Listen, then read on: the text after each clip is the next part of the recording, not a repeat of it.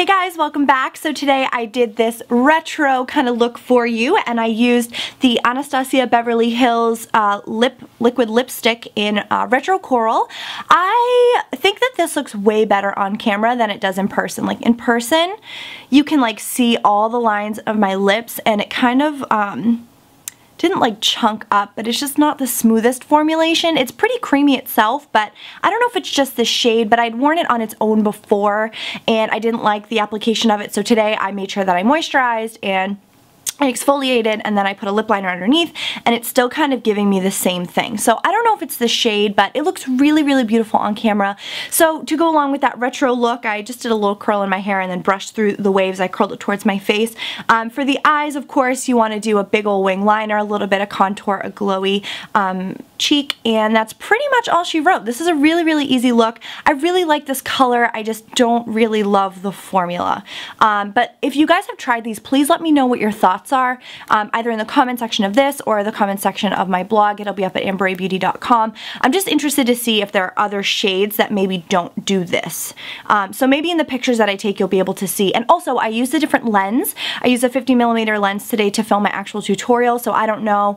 Hopefully everything is in focus and it looks okay, but just wanted to give you guys a heads up. So sorry about the longest intro of all time, but anyways, if you guys want to see how I get this look, then please just keep on watching.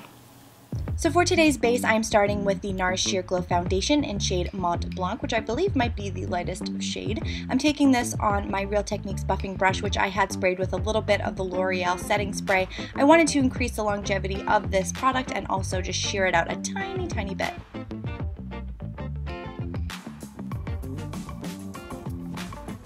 I was going for a flawless base today, so I went with my MAC Prolongwear Concealer in NW20, just taking that, patting it underneath my eyes and over the lid as well to prime them for eyeshadows, and then whatever I had left on the back of my hand I took over the rest of my face where I needed a little extra coverage, which today was on the forehead and a tiny bit on the chin as well. To set everything in place, I'm using my Laura Mercier Secret Brightening Powder. Yes, I am using a super ridiculous looking brush. It actually fell apart. This is the e.l.f. blush brush, but I just love it so much I couldn't stop using it. Next, I'm taking my Define a Brow pencil by Maybelline and just using that to shape my brows a little bit and also fill in any sparse areas.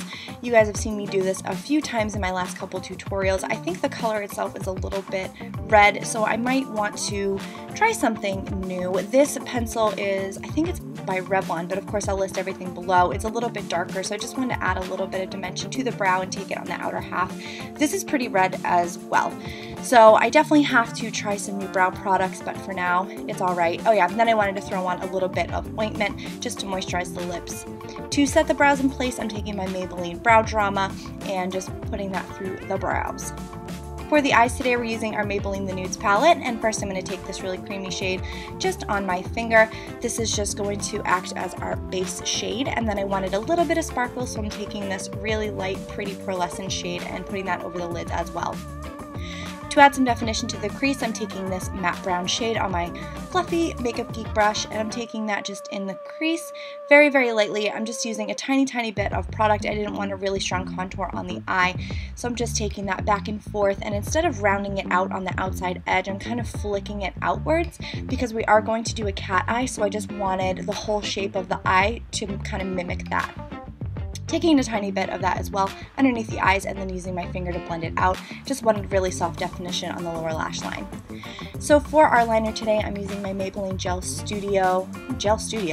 Liner in Blackest Black, and I'm taking this e.l.f. angled brush, tugging on my eye very gently. It helps to create a smoother line, so just creating a line from the inner corner to the outer corner, and then with my eye mostly open, making that wing, and then connecting it back with the line that you made. I find that this is a really easy way to draw in a wing. It just takes a lot of practice. Don't beat yourself up if you can't get it on the first try. To be honest with you, I had to go back in with a Q-tip and clean up a lot of lines in this, but obviously I didn't want to keep that all in, so I just edited all that out. So once I had my wings done, I went back in with a little bit of that matte brown just to add a little extra definition, and then to finish off the look, of course, for the eyes, I'm using this mascara by L'Oreal. I wanted to open up my eyes a little bit, so I'm just running this nude pencil by Rimmel along the lower lash line and then adding mascara to the lower lash line as well. For a little bit of a contour today, we're going in with our NYX Blush in Taupe, as always, and just this tiny little Real Technique contour brush. So just taking that right underneath the cheekbone, a little bit on the side of the temple, and then I dragged it under my jawline as well, just to create some soft definition to the face. For blush today, we're using this gorgeous blush that I got in my Ipsy bag. I don't recall what it's called, but I will, of course, leave it down below. So just taking that with my Makeup Geek blush brush and applying that lightly to the apples of my cheeks, and then taking my foundation brush just to make sure everything's nice and blended and soft. Throwing it back to the good old MAC Lightscapade Mineralize Skin Finish and applying that to the tops of my cheekbones for a really beautiful, subtle glow. Just taking a Q-tip and running that along my lips. This will exfoliate them. There was still some ointment on them, and I wanted to create a nice soft base for our lip product. So moving on to lips, using this NYX pencil in Natural. You guys have seen me use this a billion times, so just lining the lip and filling it in. Wanted to create a base for this Anastasia liquid lipstick in Retro Coral. So as I said in the beginning of the video, I did have a little bit of an issue with this lip color. I think the color itself is beautiful, but it really picks up all the texture in my lips. I'm still trying to kind of work out the best way to wear it. So this day I decided to use a lip pencil to kind of work it into the lips to see if that would be more helpful. And it didn't totally work, but the color is so beautiful, so I want to try to find a way to make that work. So anyways, this is going to be the finished look. I hope you guys enjoyed it. If you have any suggestions, please leave them down below. Thank you so much for watching. Subscribe, all that good stuff, and check out amberraybeauty.com. See you next time.